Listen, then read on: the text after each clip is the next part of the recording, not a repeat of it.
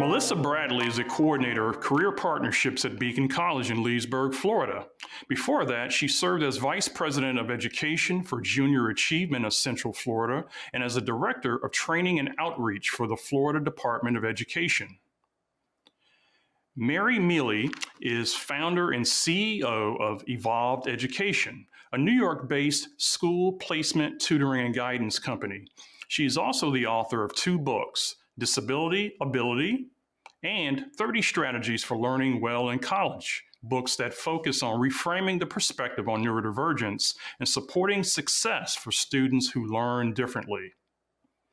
Jennifer Wojcik is a former teacher, coach, mentor, advocate, and CEO and founder of IEP Partner LLC, a company that advocates for families in Florida and Virginia with children who need a 504 plan or IEP. So we're going to start our conversation this morning with you, Melissa. In a nutshell, what is vocational rehabilitation?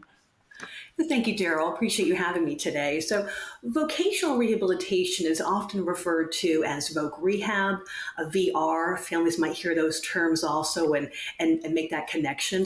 It's essentially a federal state eligibility program of partner services really designed to support neurodiverse people and those with disabilities as they seek to secure and maintain employment in the long run.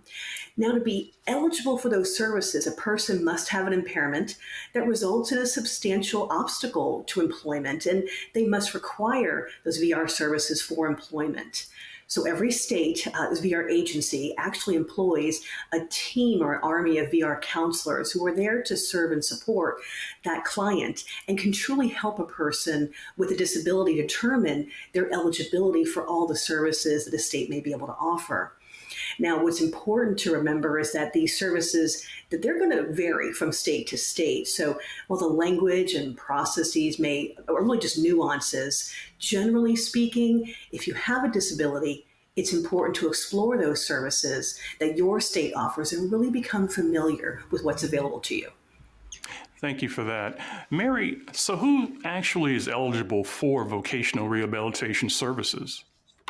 Sure. Well, I think the important language here is that a person needs to establish a mental or a physical impairment with a substantial interference with their ability to work. And so in that language, there's a lot of gray area there for us to really talk about what qualifies an individual for certain types of services or assessments, because we're really looking at the impact that the impairment has on an individual's ability to work. There are, of course, as Melissa indicated, a variety of different qualifiers per state that you're living in. So you may, for example, in New York State where I live, you need to be 14. You need to be able to be a legal U.S. citizen who can work in the U.S. You need to have also a qualified ability to participate in the process. So there may be other qualifications that you need to consider per your state. Well, speaking of qualifications, and specific to our show, of course, are learning and attention issues considered qualifying conditions?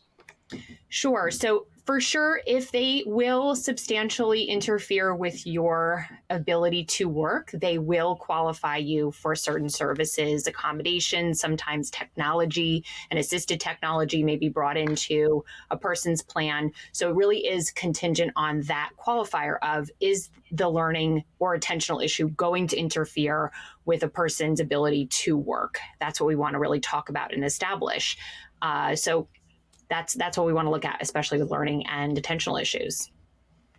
Thank you, Mary. Jennifer, so how do I get referred to VR? Do I need to be referred to VR? And thank you so much for inviting me today. It's a pleasure to be here. The initial is really going to come from a school environment. That's one of the sources or pathways to being referred to VR.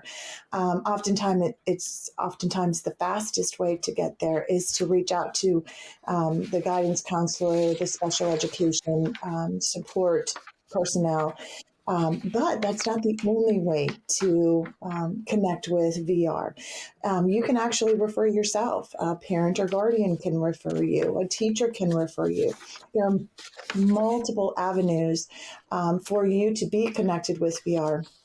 In Florida, one of the ways that has been recommended to Florida citizens and students is to actually go to the vocational rehab office. It expedites the process and it makes that initial contact so that it's not just back and forth on emails. And we found that to be really successful pathway to connect with VR. So, Melissa, if I am deemed eligible for vocational rehabilitation services, exactly what kind of services might I expect to receive? So this is exciting to share because it's something that a lot of families aren't familiar with. And we want to encourage folks to explore your state guidelines because they may vary based on what the funding pieces and resources can look like. But to this, what were commonplace items would be that the funding from VR services can actually fund tuition at college as well as related costs and expenses such as books and supplies, even some transportation costs, and assisted technology such as reader services, interpreter services, even prescribed aids, different types of telecommunication, sensory, and technological aids and devices can also be funded with this particular source as well. So what's important to remember, though, are two caveats to that. First of all, some states, they may be more lenient than others with particular costs. So you'll want to check with your state to see what is approved and what can be utilized with VR funding. What's also important to know is that room and board are going to be income dependent. So a family may be responsible for some of those costs. So definitely speak to your VR counselor to find out what those limitations might be where you come from. But what's exciting is that the areas such as supportive employment programs, even pre-employment transition services are also provided as these employment resources from different vendors in the state where you live. And that funding can help promote those programs and engage students and clients in those resources. So VR can essentially cover those costs, whether they be education and training programs. And these are considered what are called, we'll hear in the actual language, called non-income contingent, which just means that they're standard benefits that are actually no cost to the individual. So it's important to explore this with your VR counselor and find out how this fits and applies to you in the state where you live. Thank you.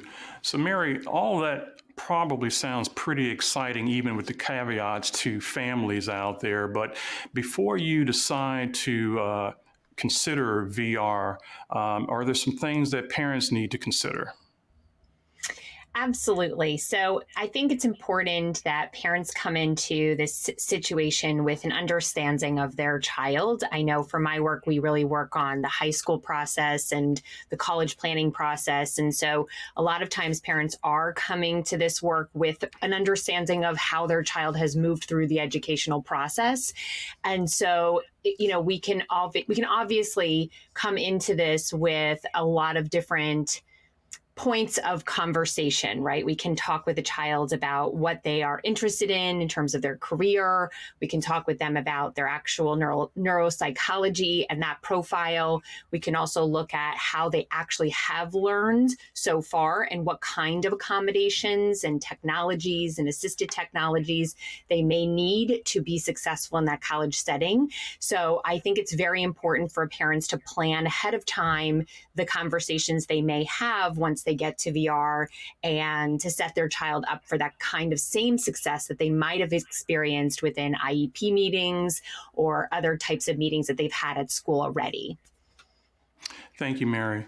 So, Jennifer, Melissa kind of touched on this earlier, but I wanted to drill down a little bit more on this subject regarding finances. Now, are families required to take out student loans and such before they approach VR? And I guess the follow-up question to that is, how does your family's income status affect the services you'll receive? As Melissa had mentioned, VR is not your first go to in terms of financial assistance. It's going to be your last option. As part of the VR process, there's going to be a financial planning application. They're going to look at family finances. The application for FAFSA is going to be one of the very first steps that occur, looking at all of the different funding sources that you may have, grants, scholarships, sponsorships from other sources.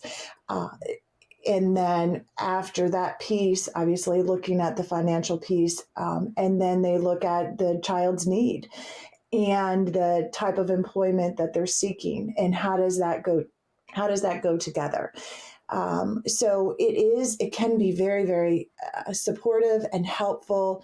It can do some tuition sponsorships, not necessarily scholarships, but a sponsorship. And as Melissa also mentioned, you can look at assistive technology assistance, books, support. There's a plethora of options with it, but you are going to start with a FAFSA application. There is going to be research done and looking at all of the additional ways to pay for college before VR really steps in and provides that additional support for your child's success. Okay, thank you. Mary, let's talk a little more about process. So what is a vocational evaluation and why is it necessary? So this is so exciting to me. I love assessment so much, and I've really seen this become a really crucially important step for a lot of students planning college and work life. So the exciting thing about VR assessment is that you have it as an ongoing part of your process. It's not sort of a one-time assessment. You can take it up at any time. And it also looks at a myriad of different areas of your child. So it's not just your child's neurology. It's also your child's career interests. It's also looking at what your child wants to be doing on a daily basis at work, and what are some of the strengths that your child might bring to that, but also what are some of the challenges that might come up based on their mental and physical impairments that they're experiencing. So assessment is not a one-size-fits-all process either. It's very, very personalized, and parents and students and their counselor can really pick and choose assessment that tells us something important about that particular person's ability to work in the career that they would like to work in. So Jennifer, if I'm a family that is going to use VR services and I'm going to my first meeting with the VR counselor, what kinds of pieces of information do you recommend families take to help prove their eligibility, but also to ensure that the family leverages the resources the best they can? One of the first things that VR really recommends is to have a recent psychological evaluation. If you don't have one and it's more than 1 year old, VR will offer that and as part of their assessment process. But they do prefer if you have a recent psychological evaluation to come with that.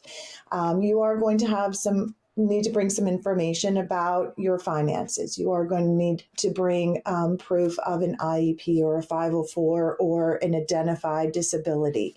I also recommend coming with ideas of how you will use VR. What are the services that you really are looking for? What job opportunities does your child want to have and explore? Because that really helps to start that conversation and help VR to guide you through that process. And it does help to kind of move you through the system a little bit faster. So really coming with a recent assessment or evaluation is helpful. Coming with your information for all of the funding sources that you've been able to secure. And then coming with really big dreams and goals as to what does your child want to become when they grow up. Thank you. I love that. Big dreams. Absolutely. Melissa, so parents who are living in the neurodivergent space are probably quite familiar with IEPs, individualized education programs, but they're probably less familiar with IPEs, the individualized program for employment. Can you talk to us a little bit about what that is and how that works in this VR space? Sure.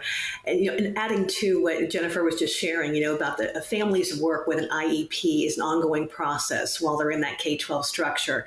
Moving forward, though, the individual plan for employment now takes on that next iteration. So the IPE, not to be confused with the IEP, kind of tough to remember sometimes, and we get used to it over time. But this is truly about that, contract of sorts, which regarding, programs and services that a person will be receiving as part of connection to their employment goals. So we're moving beyond the academic and education goals that the IEP would outline and moving into a space of those targeted employment goals for a young person. So this plan will outline a number of different factors to, again, add on to what Jennifer was saying regarding a student's demographics, their career interests, what their own career goals may look like as those, and how we initiate those services and a timeline for that, throughout their experience. So families will come together with the individual at this point and their VR counselor to help develop that IPE and make sure that it's meeting the need and the career goals of that individual. It's important also to note, though, that like an IEP, this plan for the individual employment itself can be modified over time. So as their interests change, or if their needs change as well, it's important that those are updated as well. And as a family working with their young adult to move into this space, what's also critical to remember is that anything that could potentially be needed, you want that outlined in the IPE. So if it's something that a student might need after the fact, and you purchase that item and expect a possible reimbursement from that, that may not happen depending on your state's guidelines. So as you have those thoughtful conversations with your VR counselor, make sure that planning takes place, that brainstorming happens to be sure that everything is being covered so you're not caught in that crossroads at the end. Thank you. So, Mary, let's say I'm a parent of a student who has a career path in mind, like sociology or psychology, that's going to require a master's degree. Can VR still help that student achieve his or her dreams?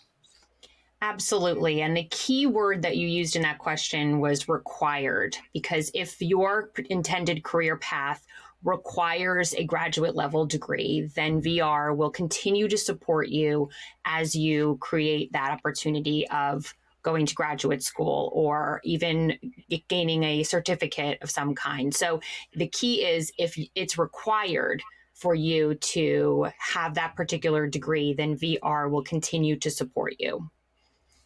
All right, thank you. Melissa, let's talk a little negativity, unfortunately, here. Now, I have heard anecdotally that every time you go into VR, they're not necessarily going to approve the career path or the school or anything else that you have in mind. So if this happens to you as a client, do you have any recourse? Absolutely. And that's critical to discuss because sometimes the answer isn't what you want to hear.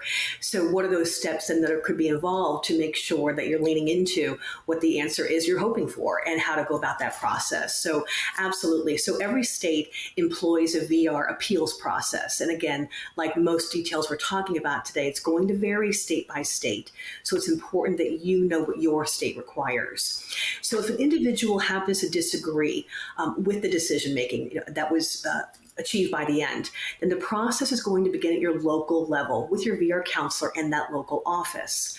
So if that decision is not the result you were hoping for, the appeal process can begin by formally filling out that required documentation, requesting that appeal, and that appeal is going to move to a regional level first. Now, in larger states, this is traditional states like Florida, California, Texas, where it's quite a bit of population there. So you might find that the regional level for a smaller state might actually be right up to the state level right away. But regardless, every state has that piece in place. And to review the case at the time, what traditionally will happen is that mediation is scheduled between the parties. And truly often yields a positive, successful outcome. It's just a matter of moving through those channels to be sure that you're activating that resource. And, the squeaky wheel in that case, too, is pursuing what the process is and having a positive outcome from that.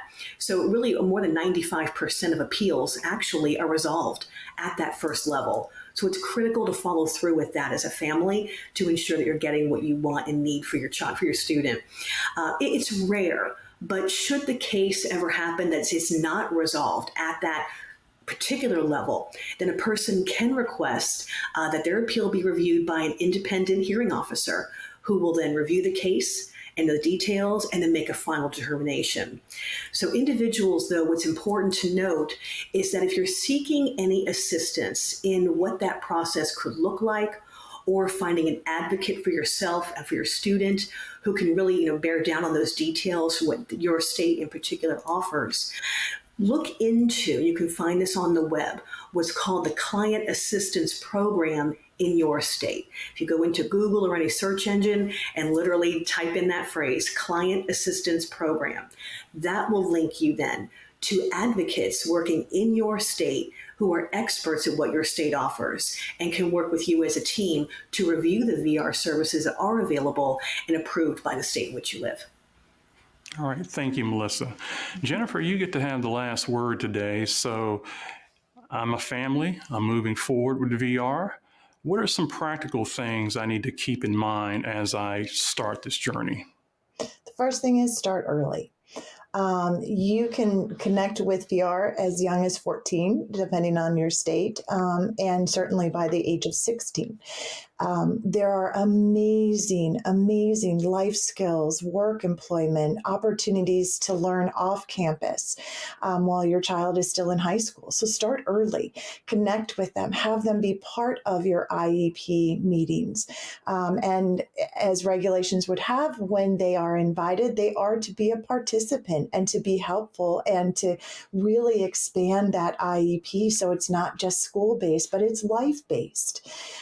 So that would be the first practical advice that I would give or recommendation. The second is to make sure that you have a new evaluation ready to go. Start that process for the college or post-secondary process early into your senior year at the very latest.